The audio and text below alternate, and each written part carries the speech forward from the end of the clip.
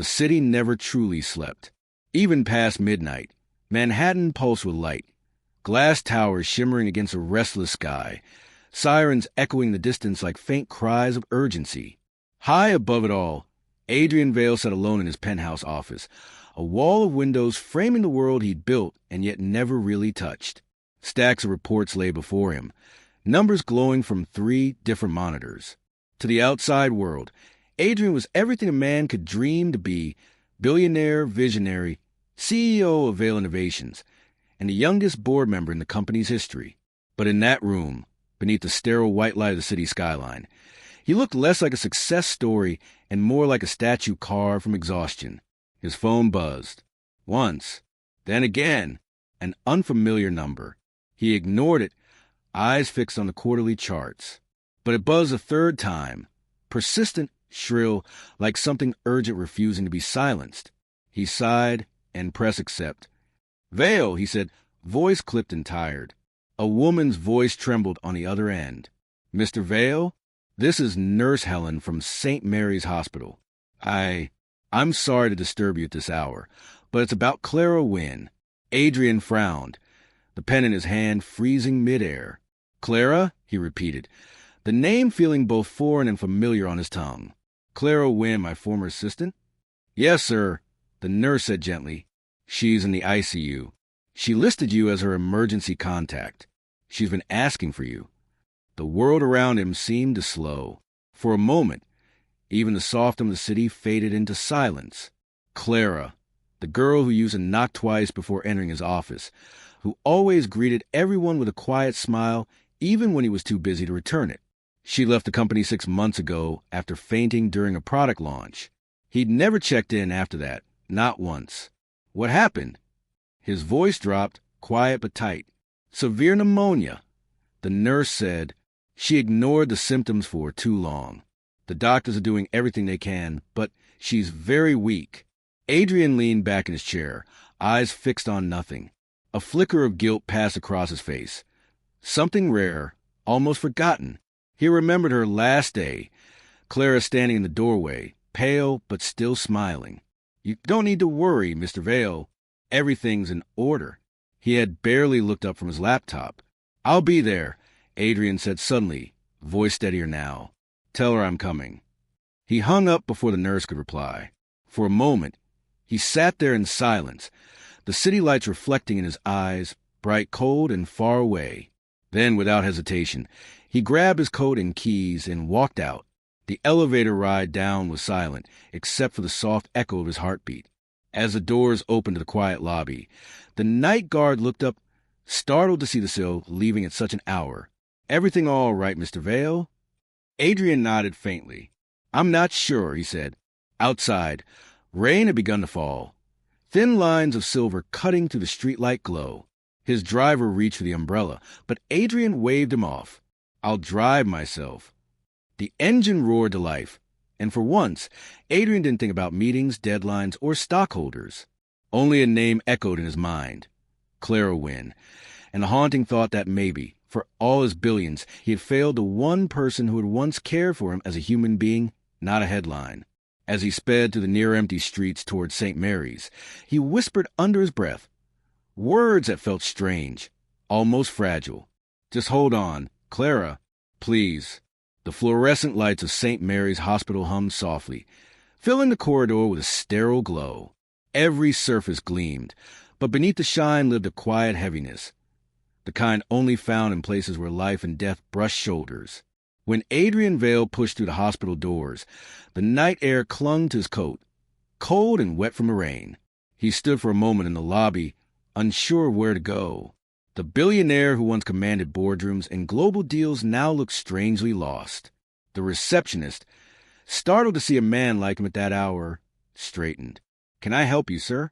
"I'm looking for a patient," Adrian said quietly. "Clara Wynne. She's in ICU." The woman typed quickly. "Yes, room 12B. 3rd floor. You'll need to check in with the nurse on duty."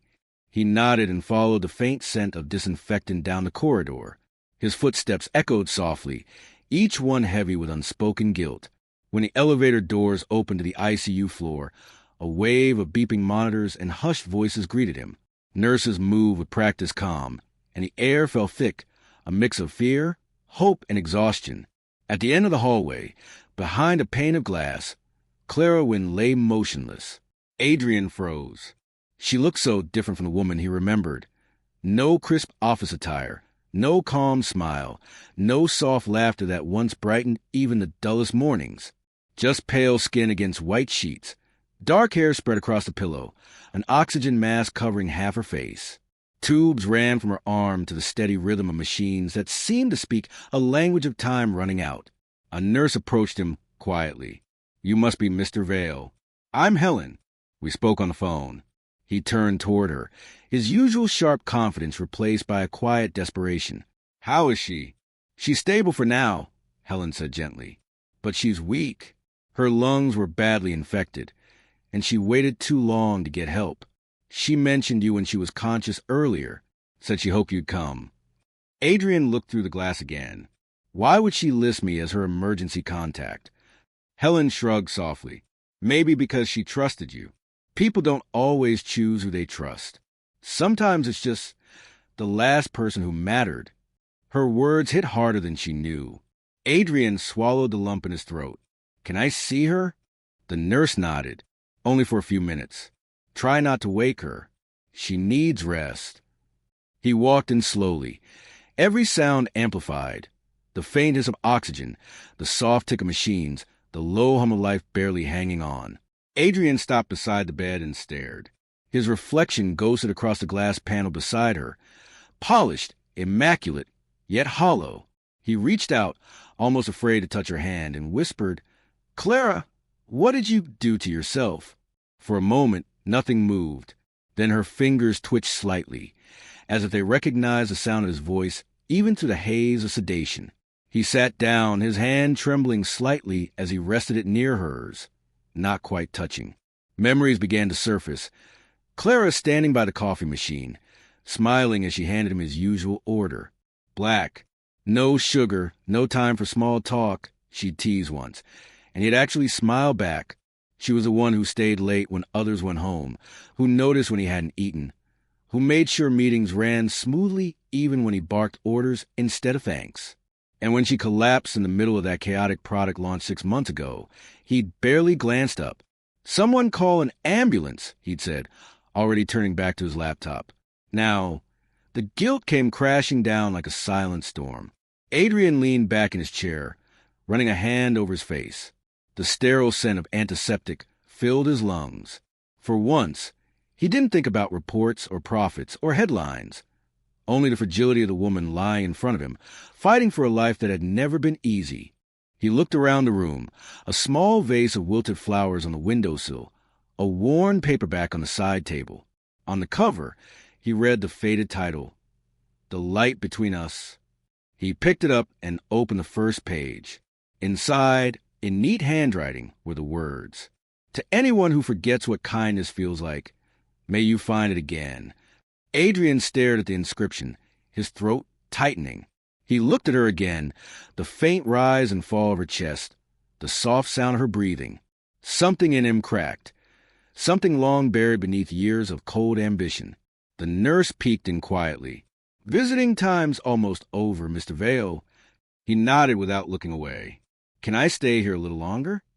She hesitated, then smiled kindly. "All right, but keep it quiet." When she left, Adrian sat in silence, the world shrinking down to the steady rhythm of Clara's heart monitor. He found himself whispering, not to her, but maybe to himself, "I don't know why you called for me, Clara, but I'm here now." Outside, the rain continued to fall, streaking the window with silver trails. And for the first time in years, Adrian Vale, the man who thought nothing could shake him, closed his eyes and prayed. Not for success, not for power, just for one heartbeat more. The night deepened outside St. Mary's Hospital, the rain easing into a soft drizzle that whispered against the windows. Inside, the fluorescent lights flickered once, humming with a quiet rhythm of sleepless hours. Adrian Vale sat motionless in the chair beside Clara Wynn's bed. The sterile scent of antiseptic had settled into the air, blending with the faint beeping of the heart monitor. a fragile sound that kept him anchored to the moment. He had spent years surrounded by glass walls and boardroom screens, but none of those long nights felt as heavy, as still, or as honest as this one. A nurse quietly entered, checking Clara's vitals. She smiled softly at Adrian. "You're still here." He nodded. "Yes. You can rest in the waiting lounge if you like." "I'll stay here," he said gently. She shouldn't be alone. The nurse gave a knowing nod and slipped out, leaving Adrian once again in the quiet glow of the machines.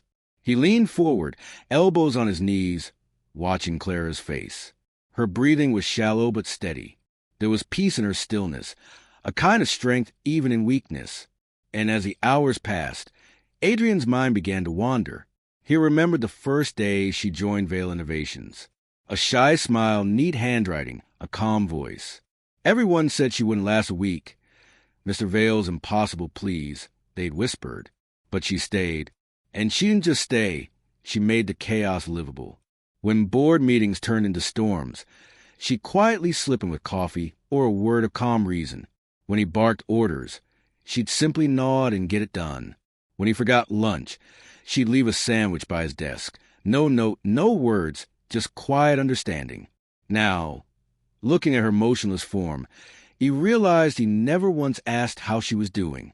Never once said thank you.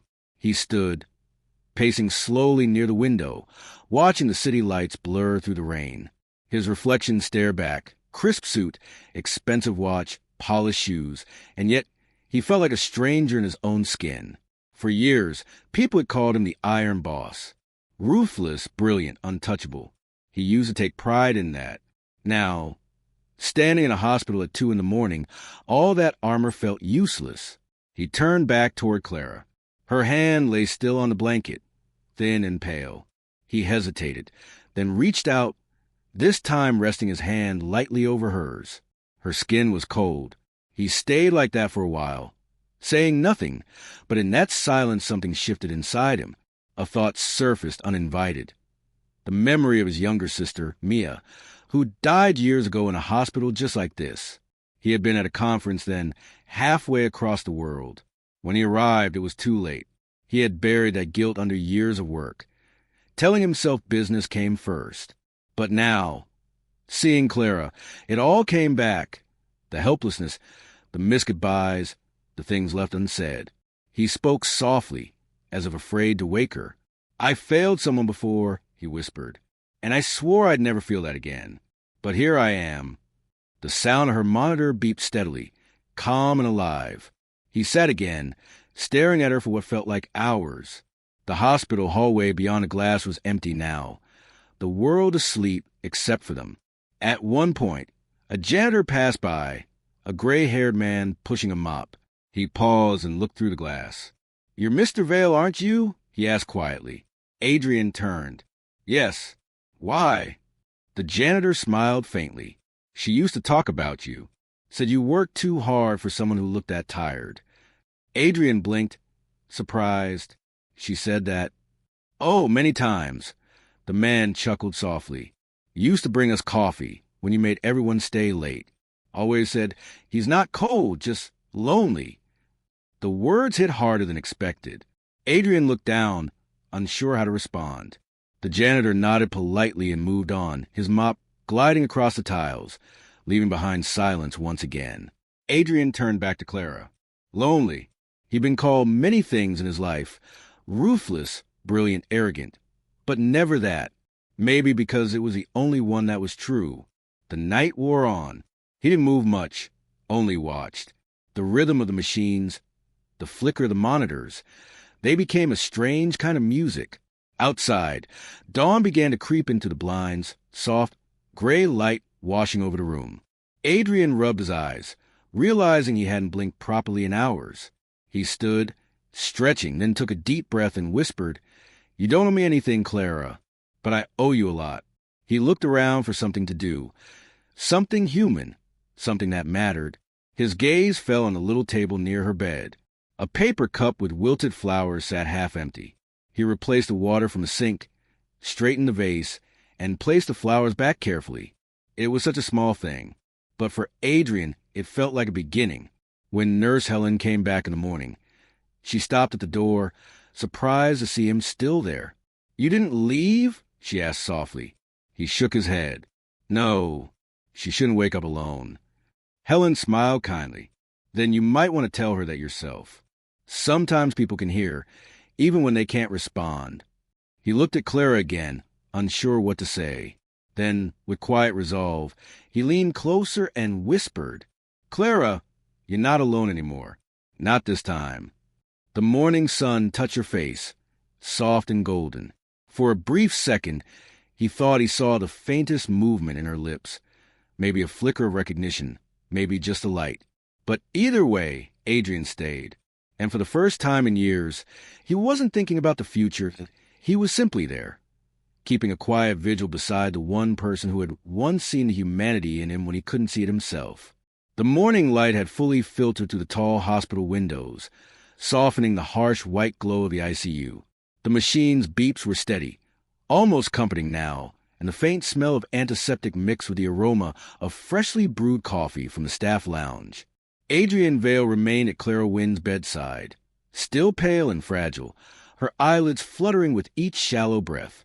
He had spent the night watching over her, pacing quietly during the hours of darkness, and somehow the quiet vigil had shifted something within him. The sharp edges of his life had softened, if only slightly. When Nurse Helen returned with morning updates, Adrian's attention was caught by a small canvas tote lying on the chair next Clara's bed. Inside, among her personal belongings, he noticed an envelope, cream-colored, slightly crumpled at the edges, with his name written in neat handwriting. "For Mr. Vale." He paused, holding it gently, as though the paper itself contained something fragile and alive. "May I?" he asked softly to the nurse. Helen gave a small nod. She won't mind. She wrote it before she fell ill. Adrian carefully slid the envelope open. Inside was a folded letter, the words written in Clara's precise, careful hand. "Dear Mr. Vale," it began. He took a deep breath and read, the words flowing slowly, almost like a quiet conversation across the distance of days. "I wanted to leave the company quietly, without fanfare or drama. You've always been busy, and I've never wanted to be another thing on your schedule. But before I go, there are things I need to say, things I never had the courage to say out loud." Adrian's chest tightened. He sank into the chair, the letter trembling slightly in his hands. "Thank you," the letter continued, "for noticing small details when everyone else ignored them, for understanding more than you realized, even when your words were sharp and your expectations high, for making the chaos bearable, and for showing me in your way that work can be a place of trust, not just demands." He paused. Her words painted the memories he had almost forgotten. The nights she stayed late organizing reports he'd barely glanced at, the way she had left coffee on his desk, how she had quietly defended others when he was too focused on results to notice. The letter continued. "I also want you to remember that being brilliant is not the same as being whole. You've achieved so much, but sometimes the world you see through glass walls leaves no space for care, for connection, for moments that matter. I hope you remember that even after I'm gone, even after this job is over, even after life pulls us in separate directions." Adrian swallowed hard. His fingers gripped the paper as if letting go would also let go of all the unspoken gratitude and trust she had placed in him. "I hope someday you will look at someone and see them, truly see them, before it's too late. And if you ever find yourself at a crossroads, I hope you choose kindness for yourself and for those around you. That is all I ever wanted to do." He looked up at Clara, still lying pale but breathing steadily, and felt a lump in his throat. This woman, who had worked silently beside him for years, had understood him in ways no one else ever did. And now, she had entrusted him with something even more fragile than her health. Her trust, her hope, and her quiet plea for him to change. Adrian folded the letter carefully and set it on the bedside table, glancing at her. "Clara," he whispered, voice catching, "you've given me more than I ever knew I needed." The nurse returned with a small tray of water and a warm washcloth. She noticed Adrian's expression and said softly, "She's lucky to have someone like you here." Adrian shook his head slightly, overwhelmed. I've been lucky to have her, more than I realized. He returned his attention to Clara, gently smoothing a strand of hair from her face. There was no rush, no grand gestures, just presence, and understanding that sometimes the smallest acts carry the greatest weight. For the first time in years, Adrian felt a strange kind of peace. It wasn't the kind that came from a business deal or a contract signed. It was a quiet, profound peace that came from truly caring, from being there when someone needed him most. He looked down at the letter once more. "I will not forget," he whispered, placing a finger lightly over her hand. "And I will do better. I promise." Outside, the sunlight brightened the hospital courtyard. The world moved on, unaware of the quiet vigil unfolding inside the ICU. But within that small, humming room, time seemed to stretch, filled with the unspoken understanding of two people whose lives had intersected in ways they were only beginning to understand. And for Adrian Vale, it was the beginning of something entirely new. The understanding that success was not measured in numbers or power, but in the quiet moments of care, presence, and trust. The sunlight filtered softly through the blinds, casting gentle stripes across the pale walls of the ICU. The steady beeping of monitors filled the quiet room, a familiar rhythm that had become almost soothing to Adrian Vale over the past 2 nights. He had not left Clara Wynn's side since he had discovered the letter, choosing instead to sit quietly, watching, waiting, and reflecting. Her breathing was shallow but steady, and for the first time, Adrian felt a cautious optimism creeping into his chest. Every so often, her fingers twitched, or her eyelids fluttered as if fighting off the fog of unconsciousness. "Good morning," he whispered softly, leaning forward slightly. "It's Adrian. I'm still here." For a long moment, there was only the hum of machines and the distant footsteps of nurses in the hallway. Then, faintly, a soft murmur reached his ears. "Adrian?" Adrian froze, his heart leaping. He blinked, leaning closer to her bedside. Clara Wynn's lips moved slightly, forming his name again in a delicate whisper. "Yes," he replied, his voice catching. "It's me. You're awake." Her eyelids opened slowly, revealing the pale blue of her eyes, clouded at first, but gradually focusing on him. She tried to lift her hand, and he gently grasped it to steady her. "You came," she said, her voice barely audible. "Of course," Adrian said softly. "I wouldn't be anywhere else." Clara gave a weak smile, a flicker of warmth returning to her face. She tried to sit up, but her body protested. Adrian moved to support her, adjusting the pillows and making sure she was comfortable. "You've been here all night?" she asked, eyes widening slightly with surprise. "I stayed," he said. "You shouldn't have to wake up alone."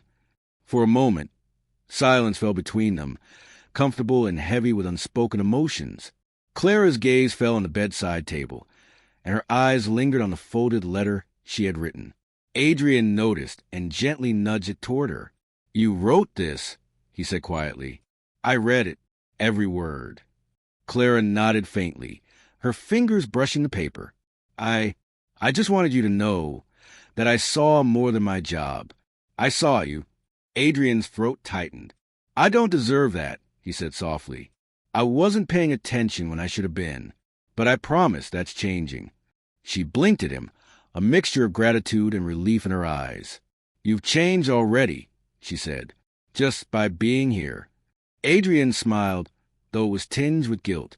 "I'm not going anywhere. Not until you're fully recovered." The nurse came back briefly to check vitals, giving them a quiet nod. "She's doing well," Helen said. "Keep talking to her. Even small words help." Adrian leaned closer. "Do you remember the first day you joined the company?" he asked, a gentle note in his voice. Clara's lips twitched in a small, amused smile. "I was terrified." "You were perfect," Adrian said. "Calm, precise, smart. You kept everyone in line, even me." She laughed softly, the sound fragile but heartwarming. "I just wanted to do my job." "But you did more than that," he said. "You reminded me that people matter, not just numbers and deadlines. I forgot that. I forgot how to care. You helped me remember." Clara's eyes glistened with emotion, but she didn't speak immediately. Instead, she let a small, quiet sigh escape, a breath of relief and recognition. "I'm going to be fine," she said finally, her voice gaining strength. I just, I didn't realize how much I needed someone to be here. You won't have to worry about that, Adrian said, smiling gently. I'm here, and I'll keep being here. For a long moment, they sat in companionable silence. Two people who'd been pulled into a fragile, shared space between life and hope. No words could fully capture the depth of trust and gratitude they felt for one another, but they didn't need them. Adrian glanced at the heart monitor, then back at Clara. You rested, he said softly. That's all that matters for now. Recovery is slow, but you're strong enough to get through this. Clara nodded, her gaze steadying. I know, and I know I'm not alone anymore. That's right, Adrian said, smiling warmly. You'll never be alone again. She reached for his hand lightly, and he held it gently, a simple gesture that conveyed far more than words ever could. For both of them, it was an unspoken promise of care, presence, and unwavering support. Outside, the morning sun rose higher, casting a warm, golden light across the hospital room. The day was just beginning, and so was a new chapter for both of them. For Adrian, it was a realization that success without presence meant little. For Clara, it was the assurance that someone she trusted deeply would remain by her side. And in that quiet room, between steady beeps and sunlight, two lives, once distant, began to intertwine. Not through love in a romantic sense, but through friendship, trust, and the unbreakable bond forged in moments of vulnerability. For the first time in a long while, Adrian Vale felt truly alive, not because of wealth, power, or titles, but because he was exactly where he was meant to be, beside someone who had taught him the meaning of care. And Clara Wynne, fragile yet resilient, knew that the world had not abandoned her, and that sometimes the simplest act of presence could change a life entirely. Days passed, and the sterile hum of the ICU gave way to a gentler rhythm as Clara Wynne gradually regained strength. The monitors that once dictated the fragility of her life now reflected resilience, each steady beep a small victory. Adrian Vale remained a constant presence. He no longer sat stiffly in the chair, but moved quietly around the room, fetching water, adjusting pillows, or reading aloud from the books Clara had brought with her. It wasn't grand gestures or dramatic declarations, just steady attention, gentle care, and a willingness to be there without expectation.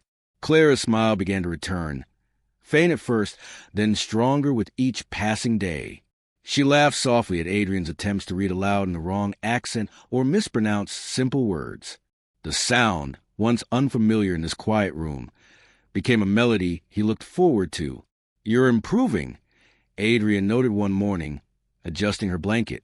Soon you'll be able to leave this bed entirely. Clara shook her head slightly, but her eyes sparkled. I hope so. I'd like to walk outside again, see the sun, without looking through a window. You will, he promised, and I'll be there to make sure it's not just a dream. The hospital staff began to notice the difference. Adrian's presence was no longer that of a hurried, detached visitor, but of someone genuinely invested in Clara's recovery. Nurses exchanged quiet glances as they walked past her room. He's changed, one whispered. You can see it in how he talks to her. And it was true. Adrian had started to notice things he had once overlooked. The smallest details, a bruise on her hand, a tired look in her eyes, a longing for fresh air, became points of focus. He didn't offer solutions in boardroom terms or with efficiency. He offered presence. He offered understanding. One afternoon, while Clara rested, Adrian pulled a chair close to the window and gazed at the city below. I never realized, he said quietly, how much I had been missing. Life is more than deals, more than schedules, more than numbers. You reminded me of that, Clara, even before this. Clara's eyes opened slowly, a faint smile crossing her lips. I only ever tried to do my part, and you chose to notice, even if it took a crisis to make it happen. Adrian shook his head. It shouldn't have taken a crisis, but I'm glad it did, because now I understand, and I won't forget. The moments that followed were quiet, but significant. They walked slowly down the hospital corridor together as her strength returned, Adrian steadying her with a hand at her elbow. Each step was a testament to recovery, to care and to trust. Clara would pause to admire a painting on a wall, or watch the light shifting across the polished floors. Adrian, usually impatient with such things, found himself lingering, noticing alongside her. These small acts, simple and unremarkable in isolation, accumulated into something profound, a shared appreciation for life that neither had allowed themselves in years. The friendship between them grew organically. Adrian found himself laughing more easily, listening more intently, and offering help without expectation of return. Clara, in turn, felt a renewed sense of safety, knowing that someone she trusted implicitly was there not only for the moment, but for the long journey ahead. One evening, as the sun set and the city cast long orange shadows across the floor, Clara looked at Adrian thoughtfully. "I never thought someone like you could change," she said softly. He paused, glancing down at her. "Change isn't something that happens overnight, but you've shown me the way. Just being here, seeing what matters, it's taught me more than anything else ever could." She smiled faintly, but her eyes shone with understanding. Maybe the world isn't all about power and numbers after all. Maybe it's about moments like these. Adrian nodded. "Moments and people. You reminded me that caring isn't weakness. It's everything." They shared a quiet laugh, soft and comfortable, the kind that grows only from genuine connection. It wasn't romance that bound them, nor obligation. It was mutual respect, gratitude, and the realization that life's true richness often lies in the simplest acts of presence. By the time Clara was discharged from the hospital, her strength restored, Adrian had become more than just a visitor or a boss. He had become a steadfast companion in the truest sense. On the day she walked out, supported gently by her cane, the sunlight falling warmly across her face, Adrian felt a rare and profound sense of fulfillment. "You're ready," he said softly, "and I'll make sure the world treats you gently." Clara nodded, taking a deep breath. "Thank you, Adrian, for everything." He smiled, watching her take the first confident steps toward the door. "No, Clara," he said, "thank you for teaching me what truly matters." As she stepped out into the world, a renewed sense of life and hope following her, Adrian realized something fundamental. The heart could be strengthened not by money, influence, or titles, but by trust, presence, and the quiet moments of care shared between people. For both of them, the healing had only just begun, not in grand gestures or declarations, but in the quiet certainty that they would be there for one another long after the machines had fallen silent and the hospital lights dimmed. The afternoon sky had softened into a gentle gray, the clouds hanging low over the city like a silver curtain. Clara Wynne stepped out of the hospital doors for the first time in weeks, the cool air brushing against her cheeks. A soft drizzle began to fall, scattering tiny beads of rain across the sidewalk, glistening in the dim light. Adrian Vale walked beside her, umbrella in hand, though he offered it with a small smile. "You don't have to rush," he said gently. "Take it slow." Clara shook her head, letting the rain touch her face. "It feels alive," she whispered, tilting her head upward. "I forgot how it felt just to be out, to breathe freely." Adrian watched her, noting the small joy that had returned to her expression. It was quiet, unassuming, yet infinitely moving. He realized that in all his years of achieving milestones, he had never truly felt this. The simple miracle of life unfolding around him. "Do you remember the first time we walked together to the office?" Adrian asked softly, a rare note of playfulness in his voice. Clara smiled faintly. "I think I remember. You were impatient, of course." "Always," he admitted, "but you made the walk worthwhile. Small talk, laughter. You reminded me that even the shortest path can matter." The rain picked up slightly, pattering softly on the umbrella. Clara laughed lightly, a sound that seemed to brighten the gray street. "I'm glad I reminded you," she said, warmth in her voice. They walked slowly, letting the rhythm of their steps match the gentle beat of the rain. Adrian noticed the subtle details, the way her hair clung slightly to her forehead, the way her eyes caught the faint reflections on the wet pavement, the careful way she lifted her cane to steady each step. "Adrian," Clara began hesitantly, "I never expected you to care this much. Not just for me, but for everything small that matters." He stopped walking and looked down at her, meeting her gaze. It's easy to overlook what matters when you're chasing everything else. You reminded me that people, moments, and care, those are the true measure of life. Clara's eyes softened, her lips curving into a gentle smile. And I almost missed it, she admitted, because I was too focused on surviving, not noticing who was around me. Adrian's hand brushed hers briefly as they walked. Not a grand gesture, but a simple, grounding presence. You won't miss it anymore, he said. I'll make sure of that. The rain began to fall heavier, soaking the edges of their coats and making the city's streets glimmer. Clara lifted her face to the sky again, closing her eyes as the droplets hit her cheeks. Adrian watched, silently admiring her courage, the quiet, unspoken strength that had carried her through the hospital and now into the world again. You've healed so much, he said softly. Not just your body, but your heart, too, and I'm honored to witness it. Clara opened her eyes, meeting his gaze with an expression that mixed gratitude, warmth, and quiet awe. I don't think I could have done it without you, she admitted.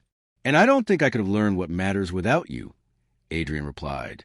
For a moment, they simply walked together, letting the rain fall around them. The city was alive with distant traffic, faint voices, and the shimmer of wet streets, but in that small bubble under the umbrella, it felt as if the world had paused for just them.